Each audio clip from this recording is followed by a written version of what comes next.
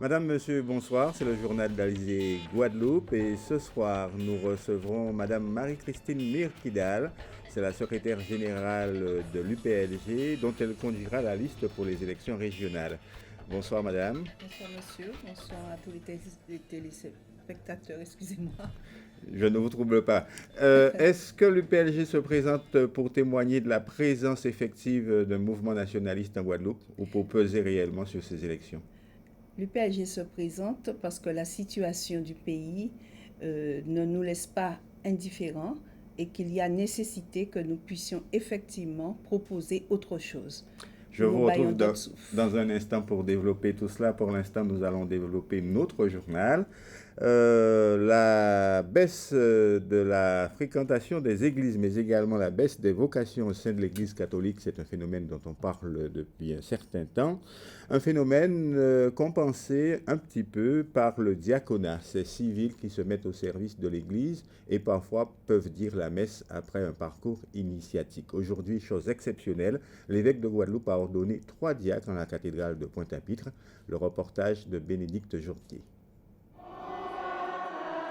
Ils sont tous les 3 mariés, pères de famille, originaires de la Guadeloupe et désormais diacres. Patrice Gauthier, Ismaël Galette et Jean-Marie Lapoussin ont été ordonnés diacres cet après-midi en l'église Saint-Pierre et Saint-Paul de Pointe-à-Pitre. Aujourd'hui, je vais pouvoir célébrer le mariage, ce que je ne faisais pas. Je vais pouvoir baptiser, ce que je ne faisais pas. Donc ça change et j'ai une lettre de mission, c'est important. Un événement rare en Guadeloupe puisque la dernière ordination diaconale a eu lieu en 2004 à Marie-Galante. Désormais, ils sont 13. Diacre, cela veut dire tout simplement serviteur. On trouve la naissance des diacres déjà dans les Écritures, dans les Actes des Apôtres, lorsque les apôtres cherchent des hommes sages, intègres, pleins de l'Esprit de Dieu, et que l'on choisit pour aider les apôtres. Eh bien, les diacres, ils sont là pour aider les successeurs des apôtres, c'est-à-dire les évêques, et aussi les prêtres, dans ce service en particulier celui de la charité. Pour devenir diacre, il faut avoir au moins 35 ans, 10 ans de mariage pour les mariés bien sûr, et recevoir une formation, un engagement qui concerne aussi l'épouse. C'est un long cheminement depuis de nombreuses années avec mon époux.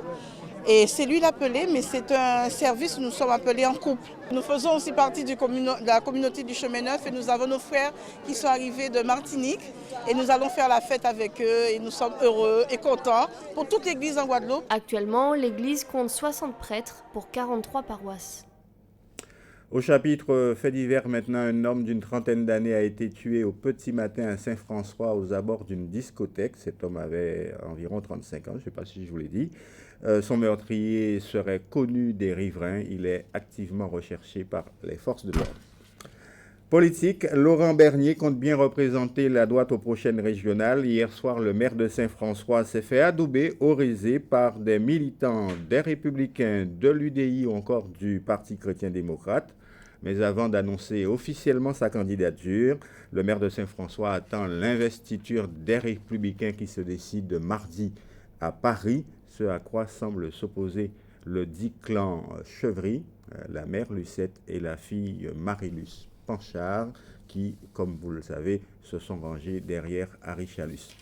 Je reviens à vous, Madame Marie-Christine Mirkidal. Cet imbroglio qui se déroule à droite, vous le suivez ou pas à l'UPLG? Oui, nous suivons tout ce qui se passe dans le paysage politique, tant à droite qu'à gauche, parce que, si vous voulez, il est important que nous puissions voir effectivement comment les politiques vont se positionner par rapport aux problèmes qu'il y a dans le pays. Alors, ces divergences, ces divisions, écoutez, je crois que le pays a besoin plus que ça. C'est pour ça que vous parlez de rassemblement à l'UPLG. Oui. Vous surprenez parfois même parce qu'on aurait pensé que vous auriez apporté la voix particulière des nationalistes et vous parlez plutôt de rassemblement. Mais les nationalistes, depuis un bon moment, parlent de rassemblement. Écoutez, l'UPLG, si vous prenez le U du sigle UPLG, ça veut dire union. L'UPLG a toujours travaillé au rassemblement parce que c'est important. C'est très important que nous puissions trouver une base commune pour pouvoir sortir notre pays dans la situation catastrophique dans laquelle il est. Avez-vous le sentiment que les Guadeloupéens vous entendent et avez-vous le sentiment d'apporter quelque chose qui est compris par les Guadeloupéens face à l'offre politique aujourd'hui? Je veux parler du côté de la gauche de M. Lurel, à droite on a vu Laurent Bernier, M. Chialus. Comment vous situez-vous parmi tout cela? Je crois qu'aujourd'hui, il est important que les Guadeloupéens entendent autre chose. Il nous faut sortir de ces querelles de personnes.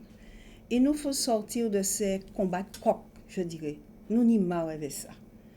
Aujourd'hui, vu la situation, comme je l'ai dit tout à l'heure, il est important que nous puissions effectivement entendre autre chose. Que nous puissions... Autre chose, c'est quoi? Il faut que nous, vous trouviez un discours particulier pour convaincre les Guadeloupéens. Il y a un moment que l'UPLG, avec d'autres, propose un projet alternatif. Cette fois, nous nous sommes dit que non. Il est important que dans le cadre des élections régionales, nous allions présenter effectivement un autre projet, mais disons que nous passons par un programme d'action concrète régionale.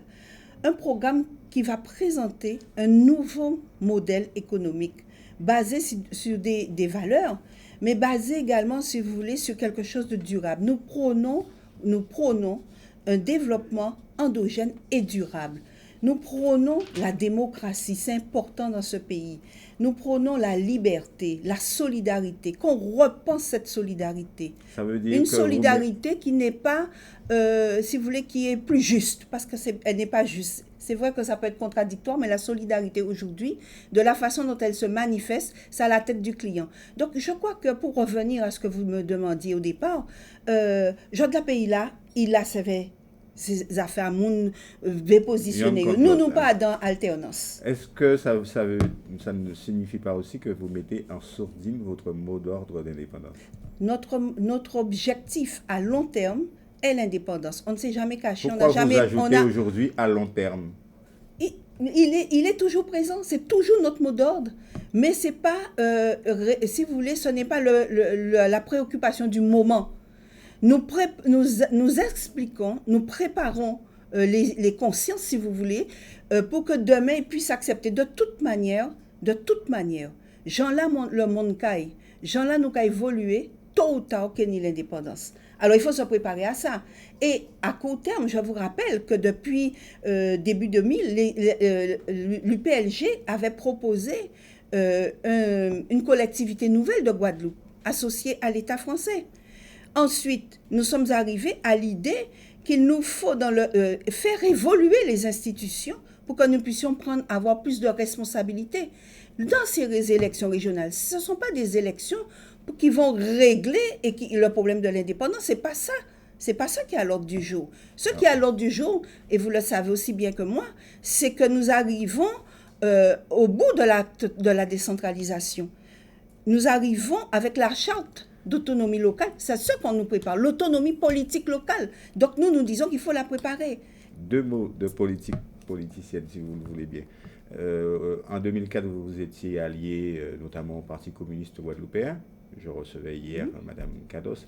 Est-ce que cette alliance est d'ores et déjà arrangée au rang des souvenirs?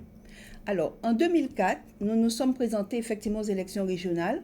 Il n'y avait pas uniquement le Parti communiste, il y avait d'autres partis, comme entre autres le mouvement guadeloupéen, et c'est Harry Boussillon qui était la tête de cette liste. Nous avons continué après à faire un travail plus particulièrement avec le Parti communiste. Nous sommes arrivés en 2012 à créer un rassemblement qu'on a appelé les Forces patriotiques. Aujourd'hui, en 2015, écoutez, on a tiré le constat que ces rassemblements d'organisations de partis n'avaient pas abouti.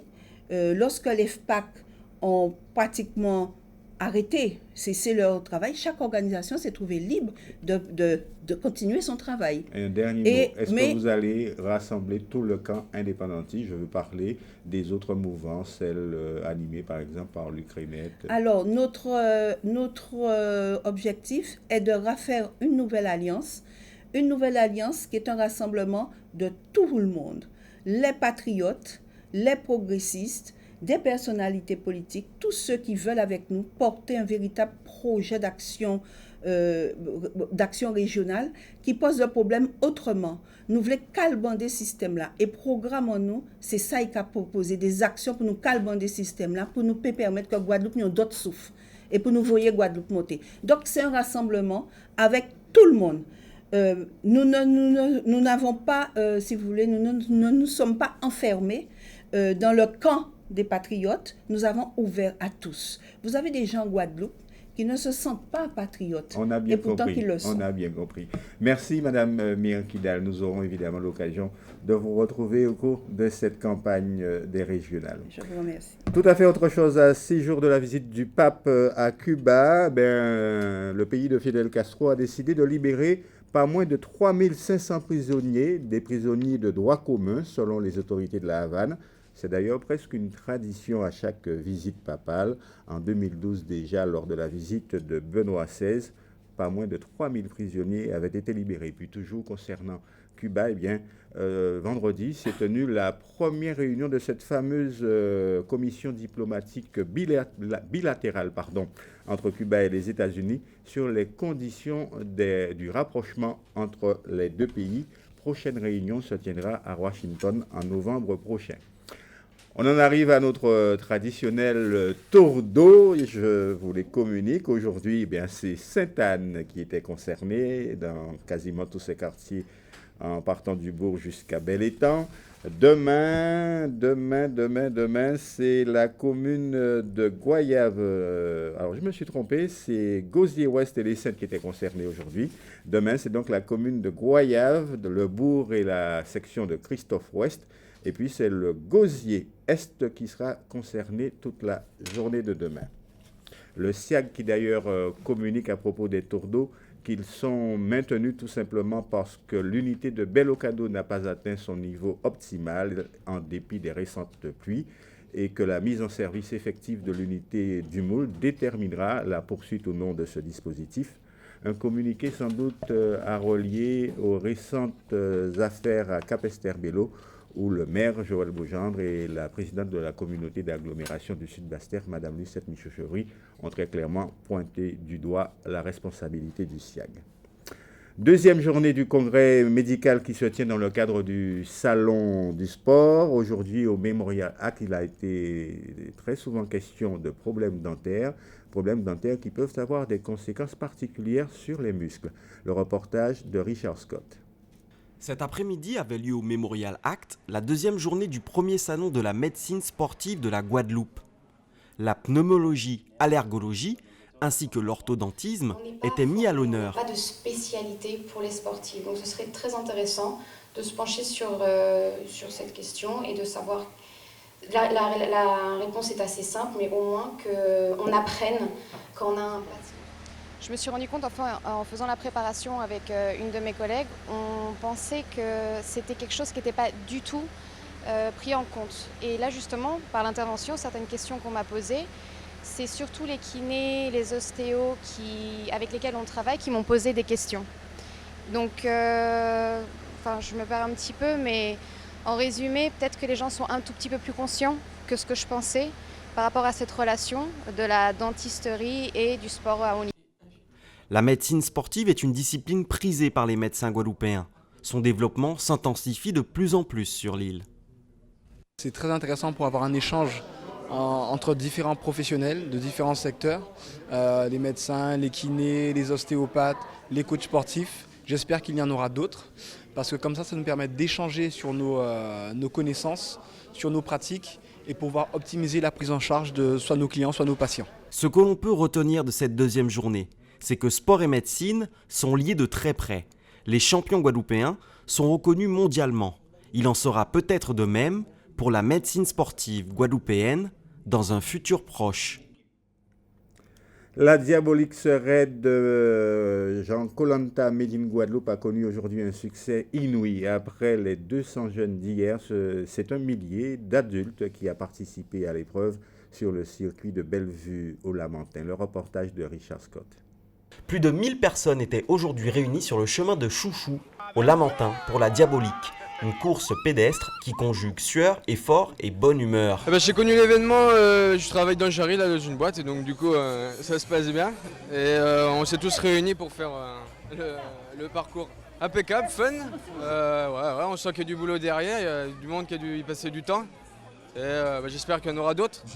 Et en tout cas c'est fun, c'est salissant, mais bon, mais c'est cool, c'est cool, ça se passe bien. En fait, c'est le comité d'entreprise de ma maman qui a proposé de participer. La course a été difficile, mais bon, après c'est intéressant quand même de voir qu'on fait des événements comme ça chez nous. En plus de la course, un village a été aménagé pour permettre aux participants de boire, manger et de s'amuser après la course. L'idée c'est le côté sport, fun, ludique, on verra tout le monde. On n'est pas Pas de prise de tête. Non, on n'est pas cadavre. Les organisateurs et les participants sont contents et nous donnent rendez-vous l'année prochaine pour la 2e édition. On repart pour un deuxième tour les gars, on repart pour un deuxième tour les gars. Oui. Automobile maintenant, c'était la rentrée des pilotes après des vacances de 2 mois, un peu comme tout le monde, avec la traditionnelle course de côte aujourd'hui de Dole-Gourbert. La course de côte, une vraie spécialité guadeloupéenne qui requiert des aptitudes particulières. Le spécialiste Éric Pommier. Dans une nature luxuriante, le décor est planté, pas de doute. Nous sommes bien à la course de côte de Dolé, sur le territoire de Gourbert.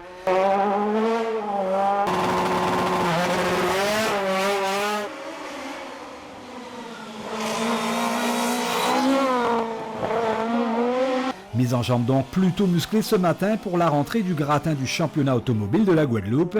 Mais comme le veut la spécificité de la course de côte, les pilotes évoluent en solo dans l'habitacle de leurs autos respectives, c'est-à-dire pas de copilote pour indiquer chaque piège du circuit. Alors, comment font-ils pour mémoriser la route? Et on se fait une voie intérieure, on se répète les virages dans la tête les uns après les autres, les points de freinage, les rapports, etc. C'est une sorte de musique qu'on a dans la tête à ce moment-là.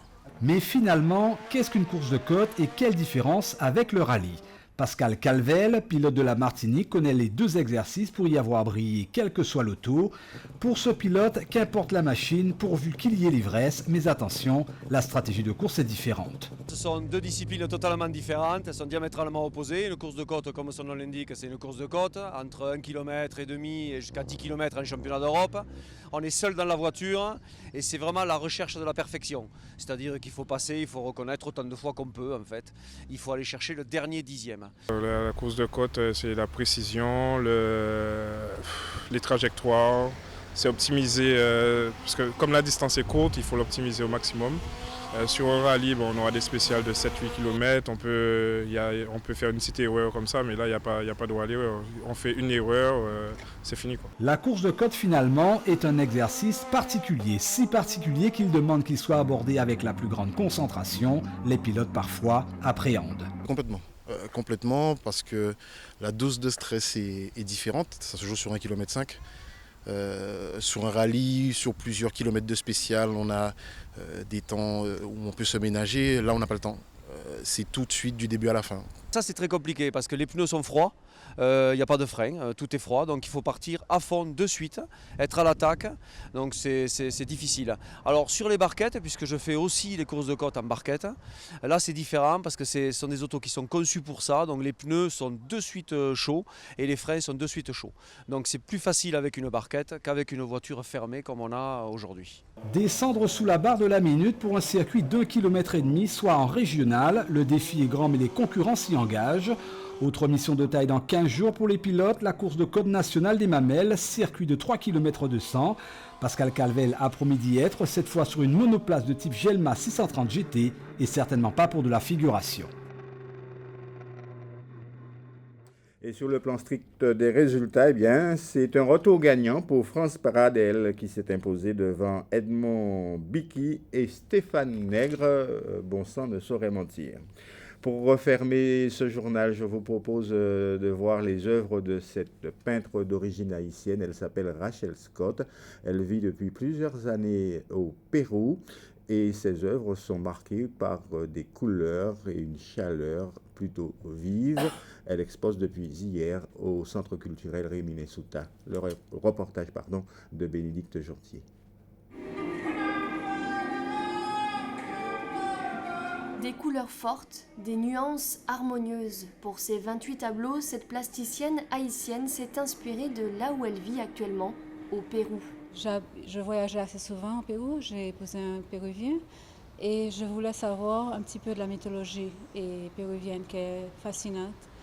Ce tableau fait partie de la mythologie, c'est Amaru, c'est un messager entre le Dieu créateur et la civilisation. Après une présentation en Argentine puis en Haïti, Rachel Scott expose pour la première fois en Guadeloupe. Elle présente 2 collections, Mythologie et réalité et Espace de mémoire. Chacun trouve un message à travers les œuvres. Moi, j'ai eu mon message, c'est ce que je voulais dévoiler. Et pour Espace de mémoire, j'étais un petit peu surprise de voir que ce que j'ai réalisé, c'était beaucoup d'arbres et la nature. Je vais vraiment vers la nature. Et vous savez, l'arbre, c'est l'arbre de la vie. J'ai aussi fait des œuvres qui rappellent la méditation de Aimé Césaire. Chaque toile est accompagnée d'un texte, d'une poésie composée par un écrivain martiniquais qui connaît bien l'artiste. Les émotions sont tellement palpables dans sa peinture que ça inspire. Rachel est quelqu'un qui éclaire ses tableaux non pas avec du blanc, mais avec des contrastes extraordinaires qui naissent de cette sensibilité qu'elle a en elle. Cette exposition est visible jusqu'au samedi 26 septembre au Centre culturel Rémy Nessouta à Pointe-à-Pitre. Voilà, ainsi s'achève cette édition. Merci de l'avoir suivi. Dans un instant, vous retrouvez le journal de TF1, le dernier journal de Claire Chazal après 24 ans de présentation. Ensuite, Prévert Mayengo, lui, sera toujours présent pour vous livrer ses pronostics hippiques, des pronostics qui vont précéder Zone interdite. Ici même, demain, vous retrouvez Nicolas Beaubrun. Excellente soirée, très bonne semaine.